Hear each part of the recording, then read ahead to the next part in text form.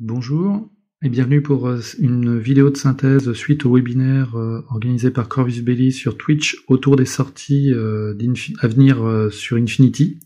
Pour ceux qui ne le connaîtraient pas, Infinity est un jeu d'escarmouche dans un univers de science-fiction, sorti en 2005. Il bénéficie cette année non pas d'une mais de deux nouvelles versions. Tout d'abord Code One, sorti au printemps. Il s'agit d'un format simplifié, permettant de prendre en main le jeu et de se livrer à des combats rapides d'environ 1 heure. Pour ceux que ça intéresse, je vous invite à voir les vidéos d'introduction de Marduk sur la chaîne Papa Wargamer, en attendant une série de vidéos sur cette chaîne. Et puis Infinity 4ème édition ou N4. Il s'agit d'une mise à jour de l'ensemble des règles du jeu Infinity, comportant notamment toutes les règles de hacking avancé, l'équipement supplémentaire permettant de gérer des effets de visibilité sur le terrain tels que le fumigène, et puis des règles d'équipier pour des combats encore plus tactiques. C'est cette édition du jeu qui était particulièrement couverte par le webinaire et la semaine spéciale organisée mi-août par Corvus Belli. Avant de vous présenter le détail de ce qui a été présenté au cours des dernières semaines et du webinaire, je commencerai par un rappel des évolutions introduites dans Code One, qui sont entendues également pour cette 4ème édition d'Infinity. On sait déjà que cette édition d'Infinity, 6 ans après cette précédente édition, sera marquée par une volonté de clarification des règles. Dans le cas des profils de Code One, sortis en mars dernier, on observe notamment un renommage complet des compétences qui sont groupées sous des dénominations communes. DDO, par exemple, rejoint le groupe des compétences mimétisme, avec un mimétisme suffixé par la nature de l'effet, ici, un modificateur de -6. De la même manière, les compétences à niveau ont été simplifiées, et on retrouve ici, dans le cas du déploiement avancé, les 10 cm supplémentaires qui sont donnés au déploiement. On comprend ainsi intuitivement les effets en lisant les compétences sur le profil de l'unité sans avoir besoin de se référer aux règles. Les compétences à tiroir sont également éclatées. Auparavant, pour des questions de place, un bon nombre de compétences n'étaient pas mentionnées sur le profil de l'unité, mais induites par une compétence chapeau. Ici, dans le cas de Camothéo est découpé en 3 compétences, camouflage, attaque surprise et mimétisme. Dans le cas de Infinity N4, on aura également déploiement caché, ce qui regroupe donc l'ensemble des compétences associées à camouflage Théo. On note également que dans le cas du Daofei, le mimétisme est complété par un modificateur de -3 au lieu du modificateur habituel de -6. On a également pu voir des compétences et effets associés au profil d'équipement et à chaque arme, ce qui offre ainsi à l'éditeur beaucoup plus de flexibilité dans l'équilibrage des profils.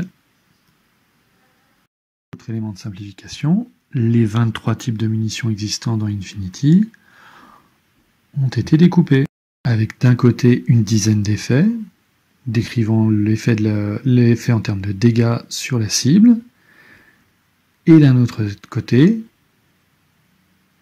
la nature de la sauvegarde associée à cette munition. 5 effets sont connus de par les règles Code One, reste encore un peu plus de 4 types d'effets qu'on n'a pas encore retrouvés dans Infinity et qui restent à découvrir dans le cadre de cette 4ème édition.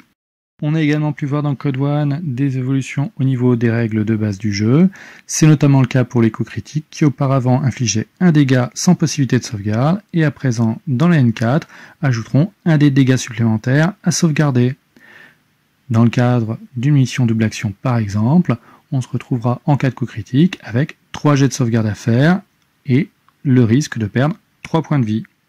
Malgré tout, cela augmente globalement la durée de vie de toutes les figurines, en renforçant particulièrement celles qui ont une importante armure, comme les tags et l'infanterie lourde.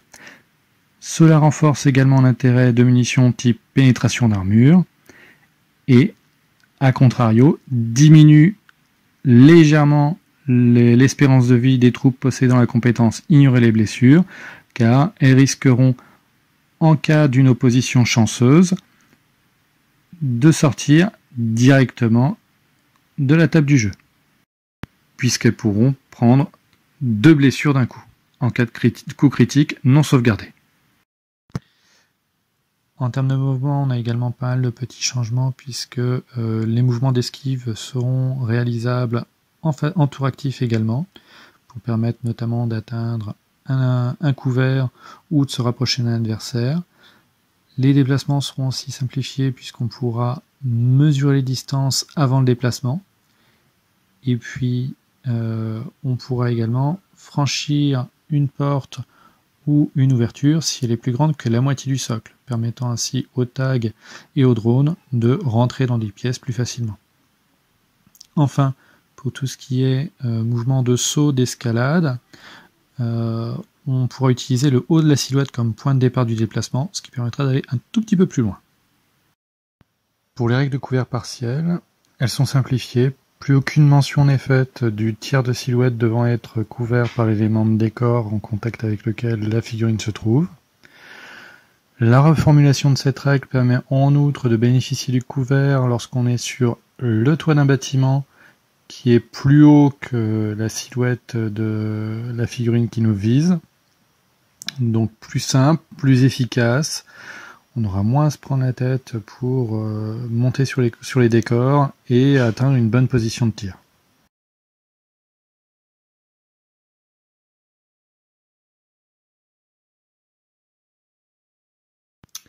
Concernant le séminaire organisé sur Twitch, il a duré plus de 4 heures et a été précédé d'une semaine de contenu vidéo dédié à la N4 et au sectoriel, ce qui nous a permis de voir quelques points de détail de la N4 à venir. Notamment, on nous a présenté les évolutions sur le viseur multispectral niveau 1 qui permettra de tirer à travers un fumigène en subissant un malus de tir classique pour du fumigène de -6. Ça permettra néanmoins aux joueurs d'Ariana d'être beaucoup plus offensifs avec leur VMS puisqu'ils ne bénéficient pas de viseur multispectral niveau 2. Et ça permettra aussi de défendre des zones en utilisant le VMS pour contre-attaquer. On nous a présenté également les règles du Gizmo Kit, un medikit pour les ingénieurs, de quoi réparer les drones et les tags à distance, mais surtout ne vous emballez pas car le physique des tags sera capé à 10 pour les jets de Gizmo Kit. Donc on aura 50% de chance de flinguer le tag au lieu de le soigner, comme pour le medikit. On a eu également un aperçu des nouveaux ordres impétueux. Ceux-ci vont désormais imposer un déplacement vers la troupe ennemie la plus proche dans les zones de contrôle, si ce n'est pas possible de se déplacer vers la zone de déploiement adverse, ce qui va permettre donc une mise en œuvre beaucoup plus rapide et beaucoup plus efficace. Du point de vue des armes, beaucoup d'inconnus subsistent, mais Code One nous a permis déjà de voir un certain nombre de modifications, notamment au niveau du shotgun qui perd son gabarit d'impact, mais gagne un tir normal ou un profil secondaire avec un gabarit direct, plus facile à mettre en œuvre, et puis un peu plus aligné sur le coup en point de cette arme.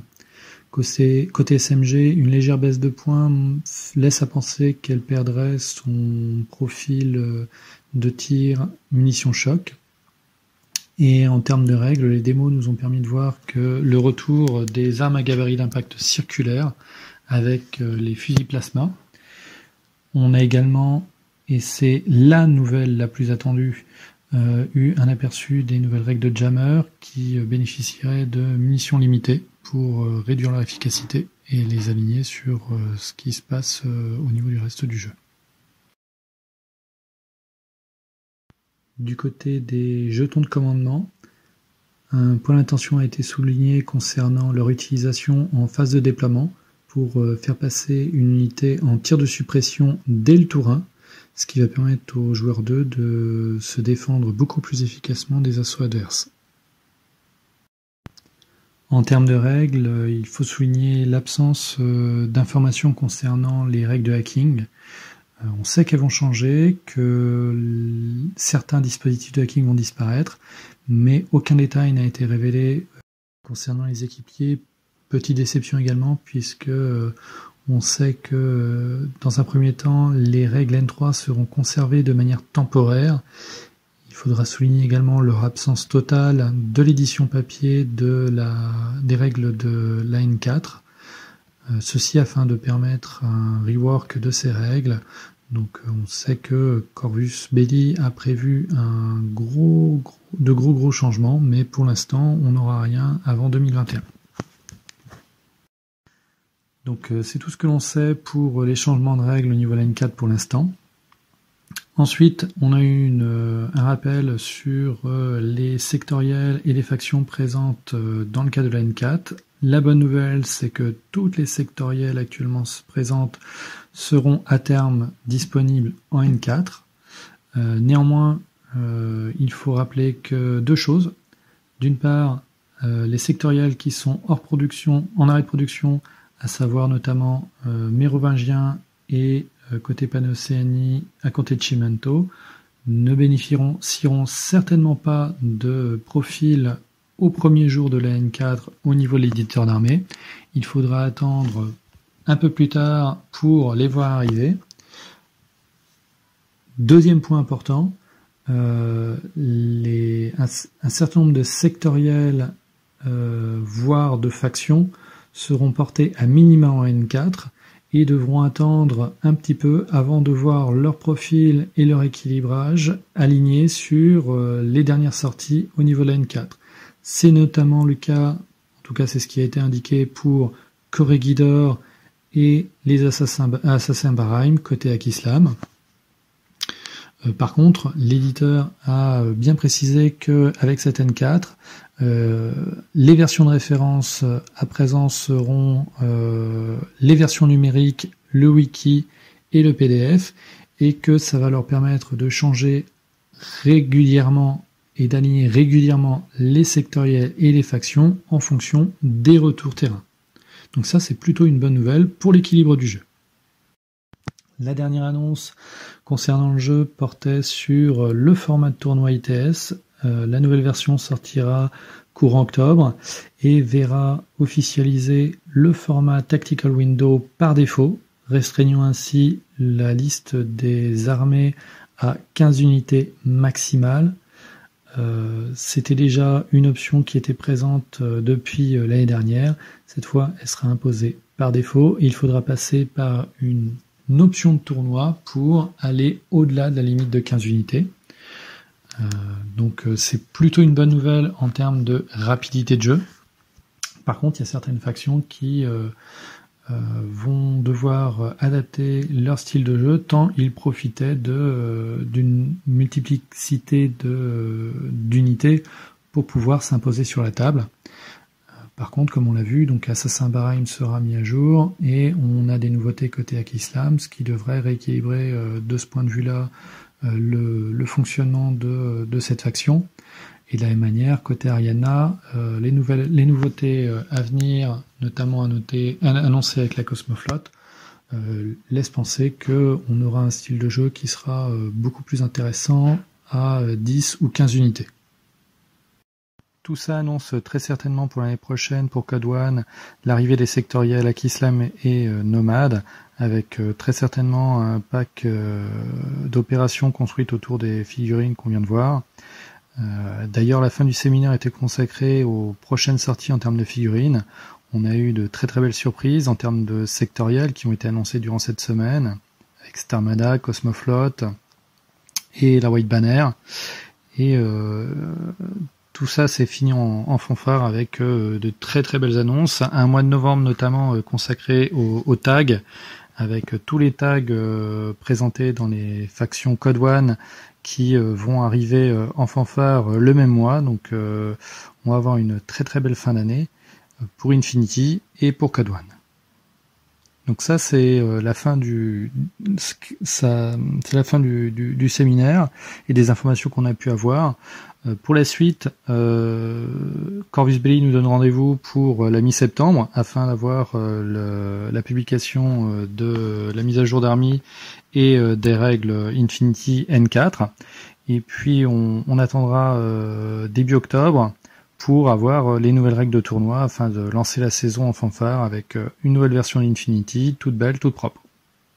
C'est la fin de cette vidéo. Si vous voulez plus d'informations, je vous invite à regarder la vidéo publiée par Vol concernant le webinaire avec un regard beaucoup plus critique. Et puis, pourquoi pas d'autres vidéos sur cette chaîne, notamment autour des principes de base de Code One et les principales raisons qui peuvent nous amener à jouer à Code One ou à Infinity. Allez, à une prochaine!